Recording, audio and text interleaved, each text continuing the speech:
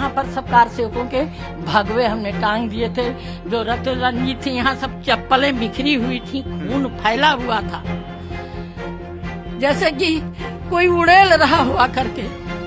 ये आजाद भारत है क्या? हमने दीनानाथ डीएम खड़ा था, हमने कहा तुम्हारा नाश हो जाएगा। सुबाहु का वध हुआ तो इस राक्षस ने जो है परिक्रमा रोकी थी। परिक्रमा रोकने का अधिकार किसी को नहीं है, इसलिए वहाँ राम भक्त यहाँ रुके हुए थे, कल्पवास भी करते थे, कल्पवासी भी रुके थे।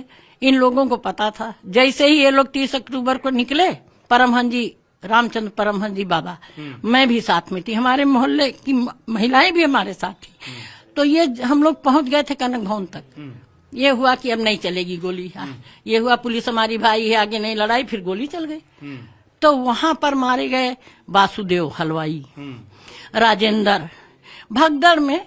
फिर 30 के बाद फिर हुआ कुछ नहीं होगा, तो 2 को आराम से लोग थे, नहा करके आए थे, चाय बन रही थी। 15 दिन से ही भोजन पानी 20 दिन से करते थे, कल्पवास था ना। अब इसके बाद जब वहां भजन कर रहे थे, तब तक हमारे छत पर फोर्स आ गई और फोर्स ने पूरे मोहल्ले के दरवाजे बंद करा दिए। और जब वहां से लाठी डंडा, पहले लाठी चार्ज हुआ, फिर प्लास्टिक की गोलियां चली। हम लोग पानी डाल रहे थे मोहल्ले की कुछ औरतों को लेकर के, आंसू गैस के लिए। वो लोग ये सब लगाए थे, फिर भागे, किसी ने दरवाजे नहीं खोले। यही एक घर था, इसमें कार सेवक थे, इसलिए लोग खोल बंद कर रहे थे। पुलिस जान नहीं थी, तो ऊपर से तोड़ते हुए नीचे तक पहुंचे। तो जब यहाँ के लोग तो मार दिए गए। यहाँ पे, हाँ, यहाँ, हाँ, इस कमरे में ओम प्रकाश पांडे रुका था, तो जिंदा मुर्दा साथ घसीट के ले गए, वही बचा था। और 2-3 उसके साथी वो शहीद हो गए थे, बाकी घायल थे। अशोक सिंघल जी यहाँ थे। कहाँ पे? इस वाले में। अच्छा, यहाँ अशोक सिंघल दिख नहीं रहा था। अच्छा, ये अशोक निकल के गए, तो अशोक सिंघल जी यहाँ खुद मौजूद थे? यहाँ मौजूद थे। अच्छा, ये 30 अक्टूबर को उनको बाहर निकलते में वो जो है लगा था पत्थर। अच्छा, हाँ। और छोटी छौनी महाराज जी गर्भगृह में, और कुछ वो बलवंत राय गर्भ, हरियाणा कैथल वाले, इसमें थे गर्भगृह में। अच्छा, तो यहाँ हमने ताला हम बंद कर दिया था। और हमको जो है फिर लोग कुछ कार से ओम प्रकाश शर्मा वगैरह राजस्थान वालों ने, और अरुण शौरी भी यहाँ था, पंचजन्य वाला। अच्छा, वो भी यहीं बचा था।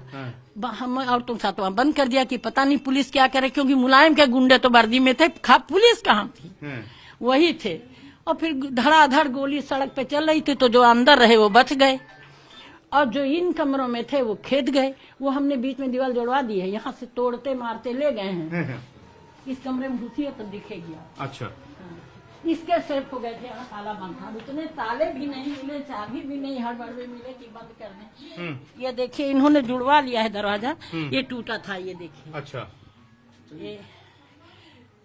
ये देखिए, ये दीवार हमने भराई। अच्छा, दरवाजा तोड़ा, यहाँ से पुलिस दरवाजा तोड़, हाँ, यहाँ तोड़ी। ये टूटा था, तो ये अभी जुड़वाए हैं, अभी तक नहीं जुड़ा था। फिर ये भी जुड़ाए हैं। यहाँ घुसी तो वो लोग कोठारी उठारी आगे निकले। आगे निकल के जो दीवार पर से भगे, पहले वो निकला राम के पीछे उसका भाई भी भाग गया, शरद। और नंदलाल वो भी था यहीं, वही जिंदा बचा था। बस उन लोगों ने गोली चला दी सड़क पे, और सब दीवार पकड़ के चिपके थे। अगर सब लोग दरवाजा खोल देते तो शायद इतनी निसंसताएं न होती, जिंदा मुर्दा साथ न घसीटते। 2 ट्रक में जो होती उसमें भर के ले गए थे। कितने लोग कार सेवक कम से कम मारे?